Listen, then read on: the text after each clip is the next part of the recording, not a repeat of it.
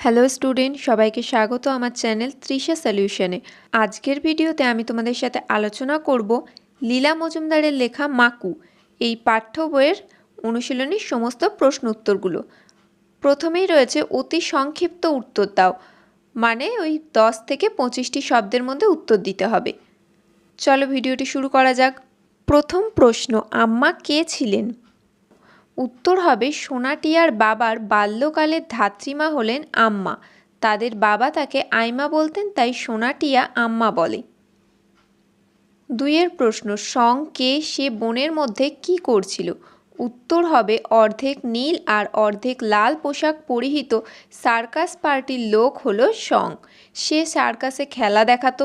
Song বনের মধ্যে circus দলের অধিকারীকে খুঁজছিল। তিনের প্রশ্ন, ঘড়িওয়ালার দাদাকে? উত্তর হবে কালিয়ার বনের মধ্যে অবস্থিত বটতলার হোটেলের মালিক হলো ঘড়িওয়ালার দাদা। প্রকৃতপক্ষে সে সার্কাস দলের অধিকারী নোটো মাস্টার। চারের প্রশ্ন, সোনাটিয়া যাকে পেয়াদা ভেবেছিল সে আসলে কে? উত্তর হবে সে আসলে পোস্ট অফিসের পিওন ফেলারাম।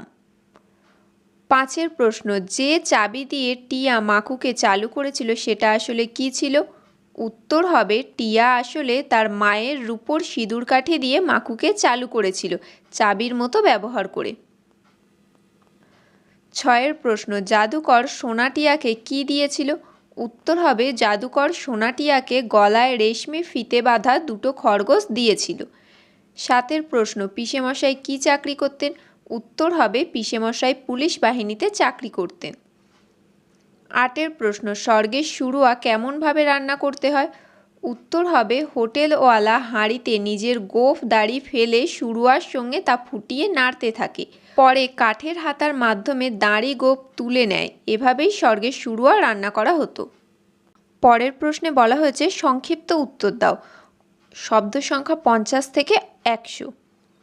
প্রথম প্রশ্ন, কালিয়ার বন কোথায়, সেখানে কিভাবে যেতে হয়? উত্তর হবে কালিয়ার বন শুনশুনির মাঠের পরে অবস্থিত। কালিয়ার বনে যাবার জন্য সোনাটিয়ার বাড়ির গলি থেকে বেরিয়ে বড় রাস্তায় উঠতে হবে। তারপর গির্জা পার হয়ে গোরস্থান পাওয়া যাবে।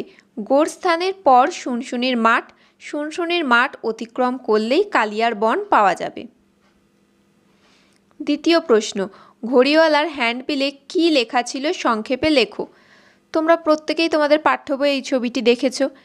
এই যে ঘড়িওয়ালার হাতে রয়েছে এটাই হচ্ছে হ্যান্ডবিল। হ্যান্ডবিলে কি লেখা ছিল?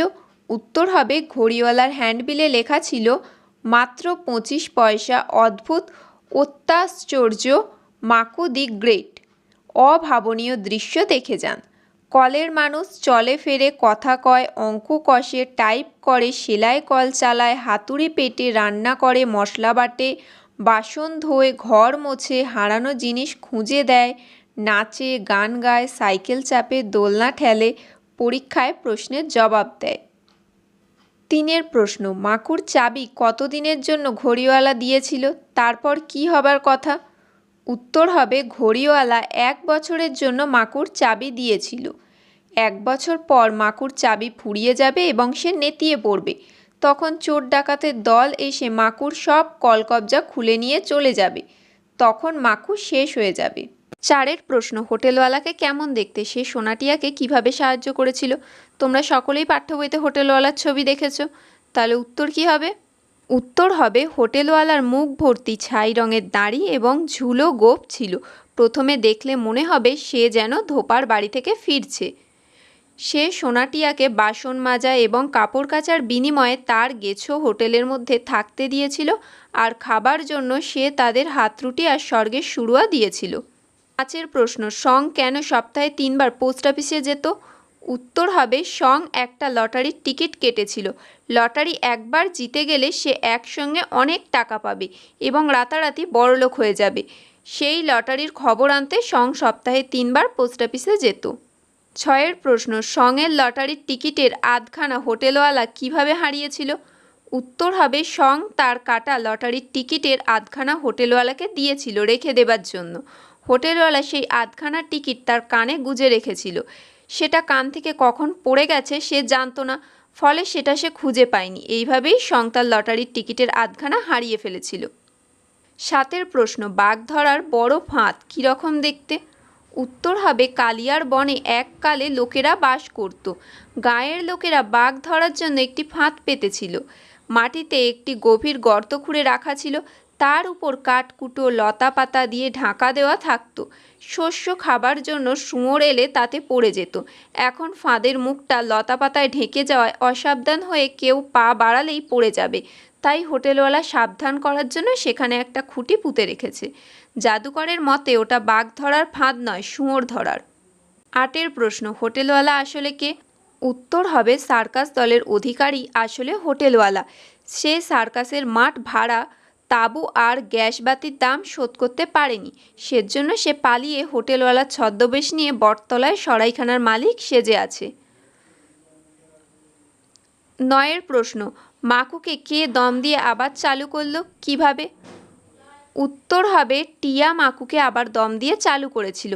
বাড়ি থেকে পালিয়ে আসার সময় টিয়া তার মায়ের সিঁদুর কাঠিটা সঙ্গে করে এনেছিল।